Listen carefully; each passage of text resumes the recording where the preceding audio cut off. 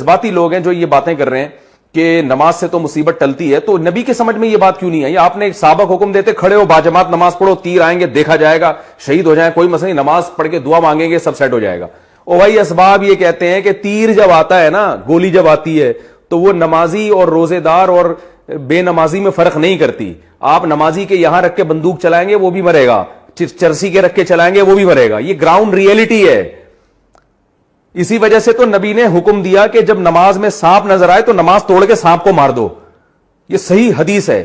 یہ تھوڑی حکم دیا کہ نماز میں سانپ نظر آئے تو کوئی بات نہیں, تمہارا بھی اللہ سے کنیکشن ہے اور نماز بلاؤں کو ٹالتی ہے, تو یہ سانپ کیا بلا یہ خود ہی ٹل جائے گی, تم نماز نہیں چھوڑنا. بلکہ حکم دیا نماز چھوڑو پہلے سانپ کو مارو.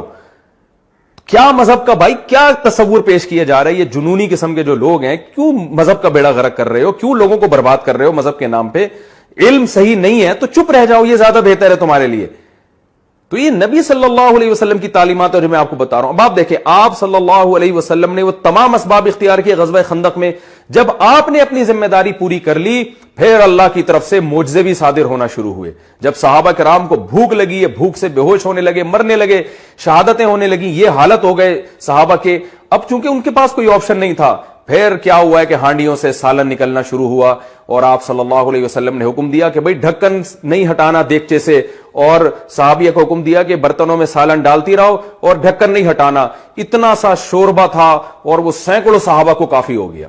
اب اللہ کی طرف سے معجزے ہوئے ہیں, اب اللہ کی مدد آئی ہے. آپ اپنی ذمہ داری بھائی پوری کرو, چاہے وائرس کے بارے میں ہو, چاہے وہ کورونا وائرس کے بارے میں ہو, چاہے وہ صحت کے بارے میں ہو, چاہے وہ ڈیفنس کے بارے میں ہو. اپنی ذمہ داری آپ نے پوری احتیاطی تدابیر کرنی ہے.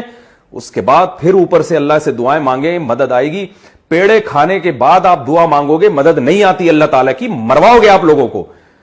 تو یہی ہو رہا ہے. آپ جو ہے نا اس طرح کی فضول قسم کی باتیں, جو بے روزگار کم بخت گھر میں پڑا ہوا ہے اس کو کہا جاتا ہے کہ جاؤ یار کچھ پڑھو لکھو کچھ کام کرو. نہیں جی, رزق تو اللہ کے ہاتھ میں.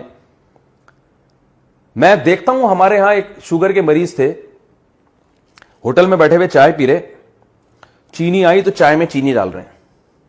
ایک آدمی نے ان کو کہا کہ حضرت آپ شوگر کے مریض ہو, چینی ڈال کے پی رہے ہو. انہوں نے کہا بھائی جان موت زندگی اللہ کے ہاتھ میں ہے, جب مارنا اللہ ہے, بچانے والا. بچانے والا کون ہے؟ اللہ ہے. تو میں اس وقت چھوٹا تھا, مجھے شروع سے ہی بے عقلی کی باتیں سمجھ میں نہیں آتی الحمدللہ. تو میرا دل چاہا کہ میں ان سے بولوں کہ مارنے والا بھی اللہ ہی ہے. ایک بات کر رہے ہو کہ بچانے والی ذات اللہ کی ہے, تو کیا یہ جتنے لوگ جو مرتے ہیں یہ کس نے مارے ہوتے ہیں؟ گورنمنٹ نے مارے ہوتے ہیں, کس نے مارے ہوتے ہیں؟ اللہ ہی مار رہا ہوتا ہے سب کو.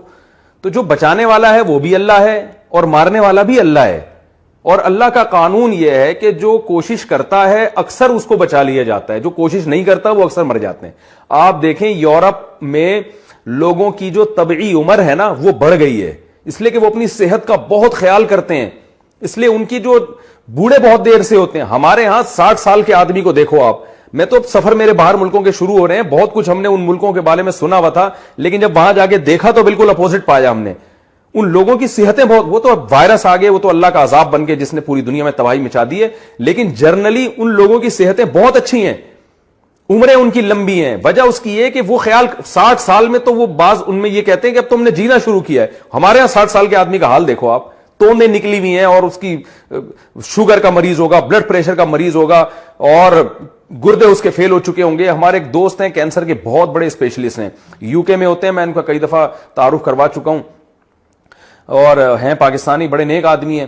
کہتے ہیں کہ مجھے کہنے لگے کہ یار مفتی صاحب پاکستان کے بارے میں رپورٹ یہ تھی کہ یہاں کینسر کے مریض بہت کم ہیں, اور یو ایس اے میں اور یو کے میں بہت زیادہ ہیں. تو کہہ رہے میں بڑا خوش ہوتا تھا کہ چلو ایک مرض تو ایسا ہے پاکستان میں جو بہت کم ہے اور دنیا میں زیادہ ہے. کہنے جب میں پاکستان آیا اور میں نے ہسپتالوں کا وزٹ کیا تو پتا چلا کہ یہاں کینسر کی بیماری بہت زیادہ ہے, صرف زیادہ نہیں بہت سے بھی زیادہ ہے.